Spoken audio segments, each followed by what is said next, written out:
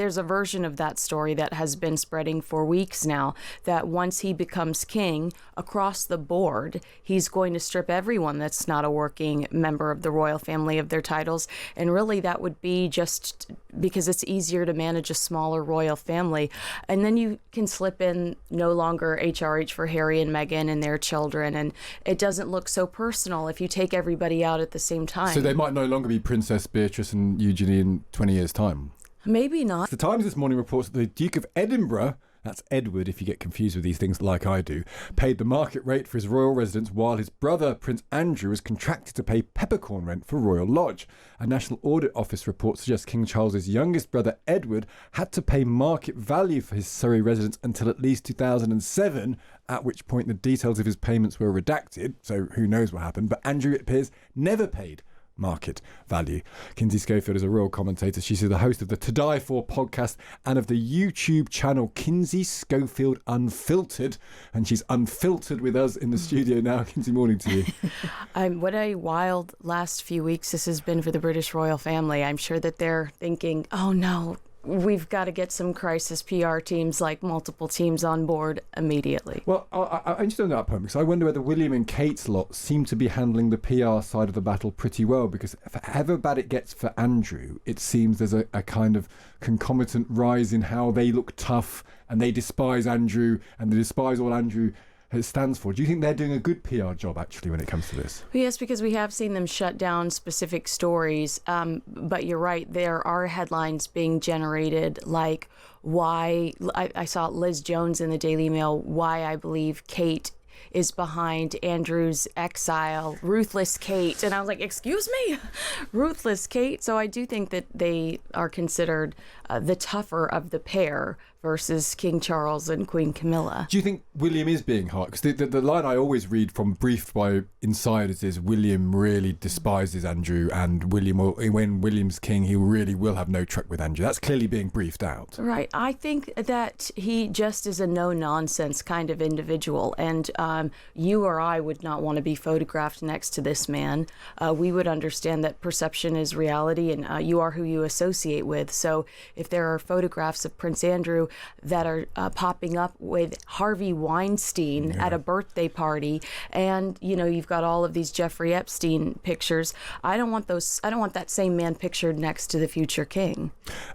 Talking about the daughters, Emily Maitlis has suggested that William told Andrew's daughters, that's Beatrice and Eugenie, that they could lose their titles if Andrew didn't get out of Royal Lodge. I think William's people have denied him that he said that, which is quite rare for them to even deny on the record. Absolutely, never complain, never explain. So to shut that down, and as quickly as he did, I think tells us how much he did not want that story to continue to spread.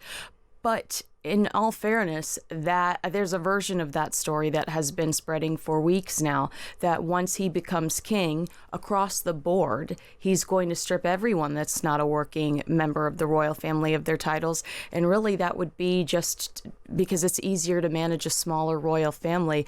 And then you can slip in no longer HRH for Harry and Meghan and their children. And it doesn't look so personal if you take everybody out at the same time. So they might no longer be Princess Beatrice and Eugenie in 20 years' time? Maybe not, but we also look at American politicians. We love to forgive and forget. The daughters, I think, are most likely much more innocent throughout this entire process. Yeah. I know that there are financial investigations happening behind the scenes. We have to wait and see if they benefited from any of these relationships that their father and mother had. But they might actually inevitably step up and help a King William if he needs other people to represent the monarchy. And we might feel a bit sorry for them. I mean, British people love an underdog. That's why they don't like Andrew, because he's so entitled, and they can't work out how he's got all his money. But and that's how Fergie kept coming back. You love the survival. You love the underdog. Are you surprised as an American that Andrew's been allowed, because we still don't know where his money's ever come from? I mean, it's kind of astounding when you think about it. He's had this lavish lifestyle, never earned a penny.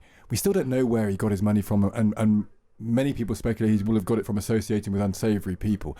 Are you surprised it's taken this long for the fall of Andrew? I am, and I love the late Queen Elizabeth, but I feel like this was a problem that was inherited. King Charles inherited this problem. Because she loved him.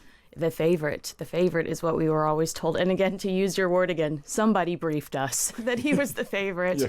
So I do think that this is a problem that I wish Queen Elizabeth's team had been more aggressive about.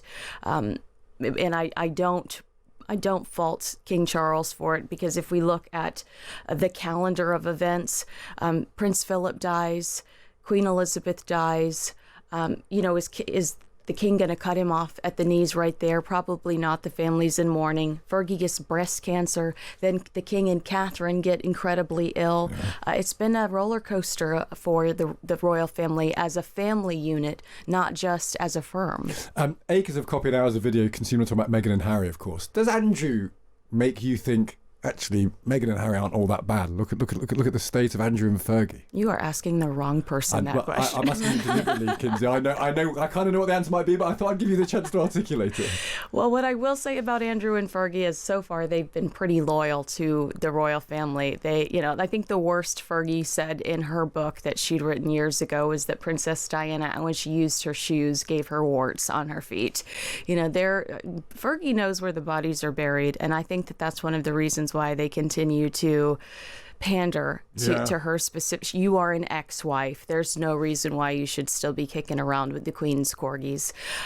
So it's disloyalty. That's what your beef with Harry and Meghan is. It's 100%. It's disloyalty. I think on a moral level, Prince Andrew, I believe, is immoral, and I do not. He does not appeal to me for that reason. But when it comes to Harry and Meghan, I feel like they continue to try to take down the monarchy, but at the same time elevate themselves for financial gain, and that is also unnecessary to me. Before you go, then, is the monarchy in 10 years' time going to exist? Is there any way this topples everything down?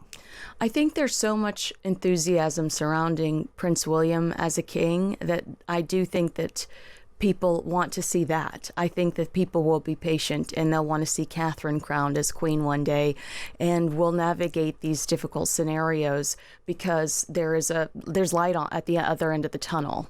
Interesting stuff. Kinsey, great to speak to you. Thank you for joining us. Thank you. That's Kinsey Schofield there. She's the host of the To Die For podcast and of the YouTube channel Kinsey Schofield Unfiltered.